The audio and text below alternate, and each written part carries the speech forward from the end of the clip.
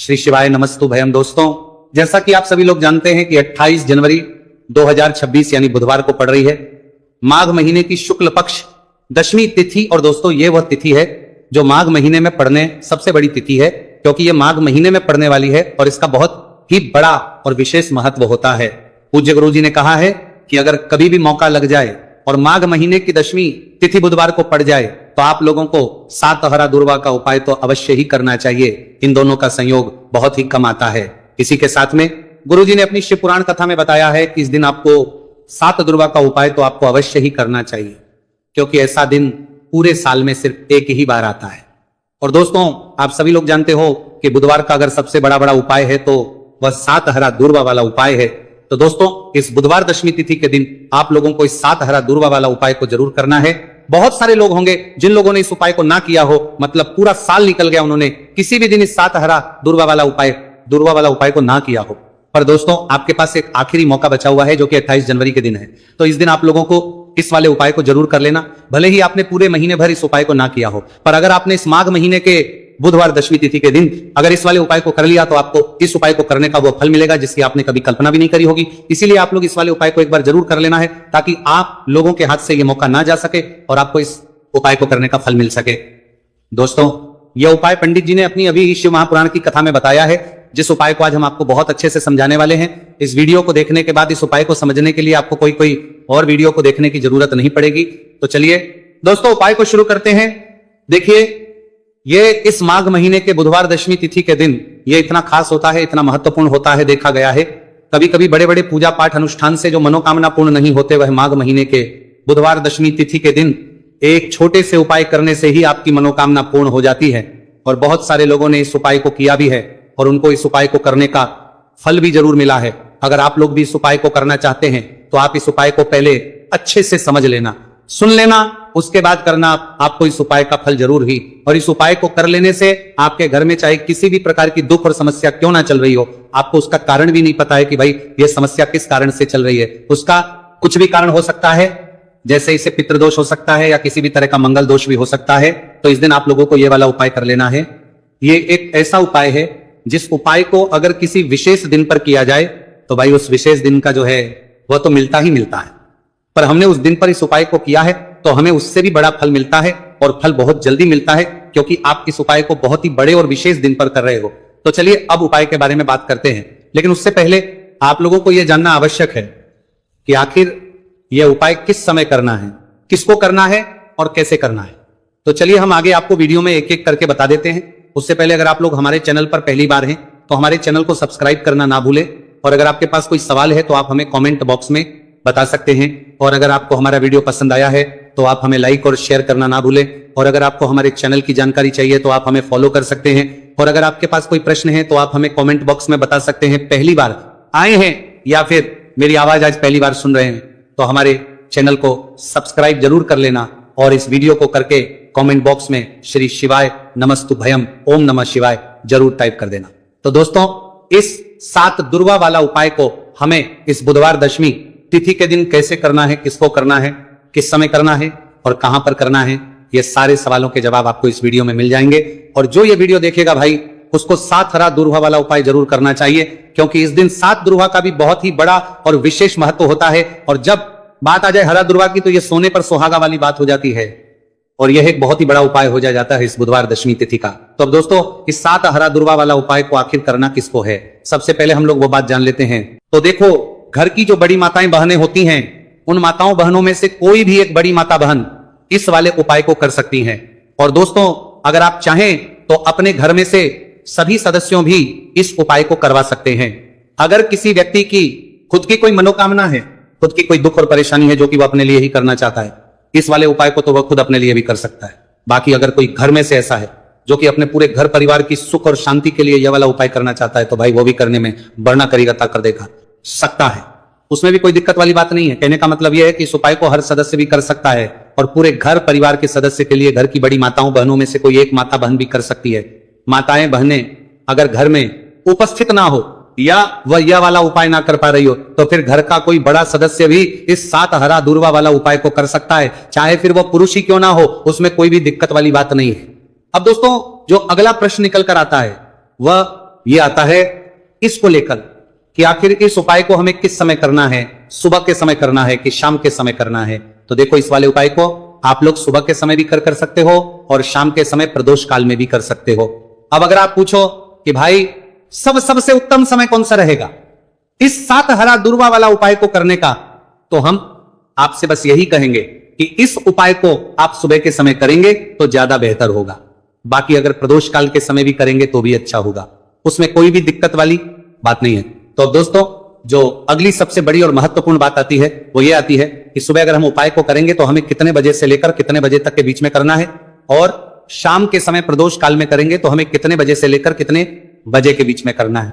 तो देखो, सुबह जितनी जल्दी हो सके आप उपाय को करने की कोशिश करना। बाकी अगर कारणवश लेट भी हो जाओ, थोड़ी देर भी हो जाए, तो 10 या 11 बजे तक भी आप उपाय कर लेना, पर 12 बजे से ज्यादा देरी ना हो, ठीक है, इस बात का ध्यान रखना। उसके बाद में दोस्तों, अगर शाम के समय प्रदोष काल की बात करें, प्रदोष काल का जो समय होता है वो शाम के 6 बजे से शुरू हो जाता है। मतलब शाम के 6 बजे से लेकर शाम के 6 बजे से रात के 8 बजे के बीच का जो समय होता है, यह समय प्रदोष काल का समय होता है। तो इस उपाय को 7 या 8 बजे के बीच में भी कर सकते हो, मैं आप कभी भी इस वाले उपाय को कर सकते हो, उसमें कोई भी दिक्कत वाली बात नहीं है। तो माघ का महीना ही है जो आपको धन, दौलत, पुण्य दोनों ही देने वाला है। माघ के महीने में तुलसी का पूजन करके श्री हरि विष्णु से जुड़े हुए कुछ उपाय करके आप अपने जीवन की निर्धनता, धन से जुड़ी समस्याएं, कर्जे से जुड़ी समस्याओं को हमेशा के लिए दूर कर सकते हैं। यह वही महीना है जिस माह में भगवान विष्णु योग निद्रा से जागते हैं। भगवान विष्णु को तुलसी अति प्रिय है, इसलिए उनकी पूजा में भी विशेष रूप से हम तुलसी का उपयोग करते हैं। और बिना तुलसी दल के, बिना तुलसी मैया के श्री हरि विष्णु की पूजा और उनका भोग दोनों ही अधूरे होते हैं। इसीलिए माघ के महीने में ऐसा उपाय आपको बताने वाले हैं जिसे करने से श्री हरि विष्णु की असीम कृपा आपको मिलेगी और मां तुलसी से ऐसा आशीर्वाद मिलेगा, जीवन का हर दुख, हर कष्ट, गरीबी, निर्धनता, कर्जे से जुड़ी समस्याएं, सब कुछ ही आपके जीवन से दूर हो जाएगा और सुख, समृद्धि, धन, वैभव, ऐश्वर्य, सब कुछ आपको अपने जीवन में आसानी से मिलने लगेगा। तो चलिए बात कर लेते हैं कि कौन सा उपाय है, तुलसी के पौधे में कौन सी चीज आपको रखनी है और इस उपाय को किस समय करना है। देखिए, सबसे पहले तो आपको बता दें कि अगर आपके घर में तुलसी का पौधा नहीं है तो माघ के महीने में एक तुलसी का पौधा अपने घर में लाकर जरूर लगाए, क्योंकि माघ के महीने में जो लोग अपने घर में तुलसी जी का पौधा लाकर लगाते हैं, मां तुलसी का पूजन करते हैं, कभी भी मां तुलसी उनके घर में निर्धनता नहीं रुकने देती है। हमेशा उनके घर में धन की वृद्धि होती है, धन की वर्षा होती है। तो जरूर से तुलसी का पौधा आप माघ के महीने में अपने घर जरूर लेकर आए और अच्छे से आपको मां तुलसी का पूजन करना है, मां तुलसी के पौधे की देखभाल करनी है। और वह कौन चीज है जो आपको तुलसी के पौधे में माघ के महीने 28 जनवरी बुधवार दशमी तिथि में रखना है, और कैसे यह चीज रखते ही रातों रात आपके जीवन में चमत्कार होगा और आपके भाग्य का भी आपको साथ मिलेगा। तो देखिए, इस वीडियो में जितने भी उपाय हम आपको बताएंगे सभी उपाय सरल है। देखो, गुरुजी ने कहा है कि बुधवार के दिन आपको 7 हरा दूर्वा वाला उपाय तो अवश्य ही करना चाहिए। वीडियो के अंतिम में आपको उपाय बताया है, आपको करना है। देखो, आगे बढ़ने से पहले वीडियो को एक लाइक जरूर करें। देखो, सबसे पहला उपाय, यदि आपके जीवन में कर्जा बहुत अधिक है, आपके जीवन में संकट बहुत अधिक रहते हैं, आपके ऊपर बहुत अधिक विपदा रही है, बार बार आपको अपने व्यापार में और अपने धन में हानि देखने को मिल रही है, यानी कि आपको प्रत्येक कार्य में हानि हो रही है, तो आपको यह उपाय करना चाहिए। इस उपाय को करने के लिए आपको 2 चीजों की आवश्यकता होगी। सबसे पहले है, आप जानते हो, जो कि भगवान गणेश जी को समर्पित होती है, तो आपको वह हरा दूर्वा की आवश्यकता होगी। साथ ही में 1 लोटा जल की आवश्यकता होगी। और आप जब भी उपाय को करें, जिस दिन भी आपको करें, तो आपको प्रातः कल सुबह वो करना है।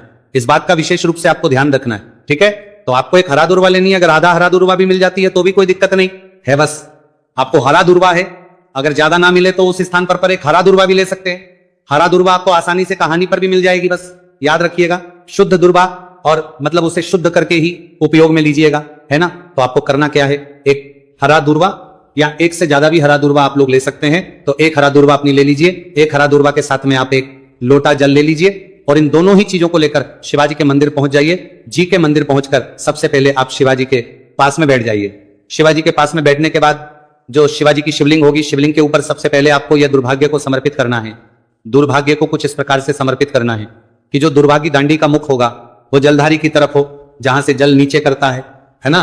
और जो हरा दूर्वा का मिला हुआ भाग होगा वो अपने आप शिवाजी के पीछे की तरफ हो जाएगा, ठीक है। तो इस प्रकार से यह हरा दूर्वा का यह दूर्वा आपको भगवान शिवाजी का शिवलिंग के ऊपर समर्पित करनी है। और जो 1 लोटा जल आप अपने साथ लेकर आए हैं, इसी दूर के ऊपर भगवान शिवजी के शिवलिंग के ऊपर एक धारा से आपको समर्पित कर देना है, ठीक है। अब यहां पर देखने बात यह है कि यह उपाय इस व्यक्ति को करना है।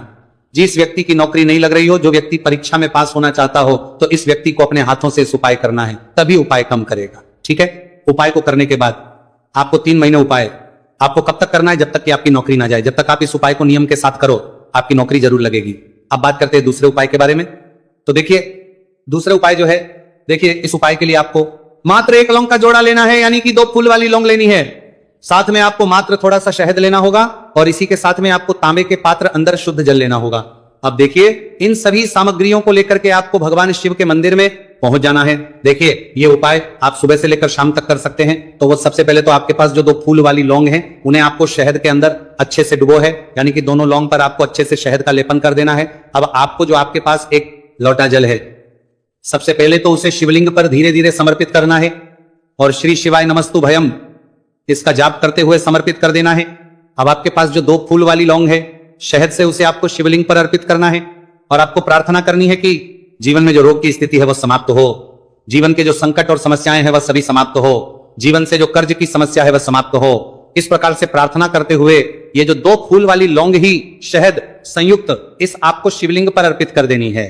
आपकी जो भी समस्या होगी इस बुधवार के दिन अवश्य ही समाप्त हो जाएगी। तो इस प्रकार से आपको पहला उपाय करना है। अब हम बात कर लेते हैं दूसरे उपाय के बारे में। देखिए यह उपाय आपके लिए सर्वश्रेष्ठ होने वाला है। देखिए इस उपाय के लिए आपको चाहिए होंगे 5 हरा मूंग के दाने, और मूंग के दाने कहीं से भी खंडित नहीं होने चाहिए, इस बात का ध्यान रखें। और इसी के साथ में आपको एक तांबे के पात्र के अंदर अपने घर से शुद्ध जल 1 लोटा जल ले लेना है। अब दोस्तों इन सभी सामग्रियों को लेकर के आपको सीधे पहुंच जाना है भगवान शिव के मंदिर में। देखिए इस उपाय को भी आप सुबह भी कर सकते हैं और शाम के समय में भी कर सकते हैं। देखिए भगवान शिव के मंदिर में पहुंचने के बाद आपके पास जो 5 हरे मूंग हैं, उनमें से पहला जो हरा मूंग है, आपको शिवलिंग के सामने जो नंदी महाराज होते हैं और उनका जो पैर उठा हुआ होता है, वहां पर आपको पहला हरा मूंग समर्पित करते हैं और आपको इसका जाप कर लेना है। फिर आपको दूसरा हरा मूंग लेना है और शिवलिंग पर जो श्री गणेश जी वाला स्थान होता है, वहां पर आपको ये दूसरा हरा मूंग समर्पित कर देना है, यानी कि शिवलिंग के सीधे तरफ आपको ये दूसरा हरा मूंग समर्पित करना है। और फिर आपको ओम गण गणपते नमः या फिर ओम श्री गणेशाय नमः इसका जाप कर लेना है। तीसरा हरा मूंग का दाना आपको भगवान शिव की सबसे प्रिय पुत्री माता अशोक सुंदरी वाले स्थान पर समर्पित करना। शिवलिंग की जो जलाधारी होती है, जहां से जल बह करके आता है, उसी जलाधारी के बीच में जो कहीं कहीं उठी हुई लाइन होती है सांप की आकृति के रूप में, वहीं पर आपको तीसरा हरा मूंग समर्पित करना है और फिर आपको ओम नमः शिवाय इसका जाप कर लेना है। अब दोस्तों चौथा जो हरा मूंग है, उसे आपको भगवान कार्तिकेय जी का जो स्थान होता है शिवलिंग पर, वहां पर आपको यह चौथा हरा मूंग का दाना समर्पित कर देना है और आप ओम नमः शिवाय इसका जाप कर लेना है। अब दोस्तों आपके पास जो 5वां और अंतिम हरा मूंग बचा हुआ है, उससे जल के पात्र के अंदर डाल देना है और इस हरे मूंग से युक्त जल से आपको भगवान शिव के शिवलिंग का अभिषेक कर देना है। जल आपको बिल्कुल धीरे धीरे समर्पित करते जाना है और लगातार आपको शिव महापुराण के मूल श्री शिवाय नमस्तु भयम इसका जाप करते रहना है। फिर आपको शिवलिंग के आगे बैठकर, यदि आप अपने बच्चों के लिए यह उपाय कर रहे हैं, यदि आप अपने बच्चों की बुद्धि ज्ञान और विवेक के लिए उपाय कर रहे हैं, तो उसके लिए आपको प्रार्थना कर लेनी है। या फिर व्यापार में वृद्धि करने के लिए यह उपाय कर रहे हैं, तो उसकी कामना करते हुए आपको प्रार्थना कर लेनी है।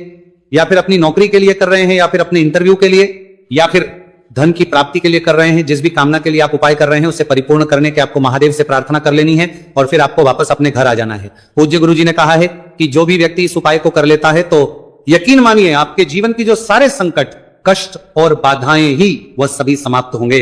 अब हम बात करते हैं अगले उपाय की। इस उपाय के लिए आपको एक दीपक लेना है। दीपक आप मिट्टी का भी ले सकते हैं और शुद्ध आटा मढ़कर उसका दीपक भी आप तैयार कर सकते हैं। अंदर गोल बाती का प्रयोग करना है और दीपक के अंदर आपको शुद्ध घी का प्रयोग करना है।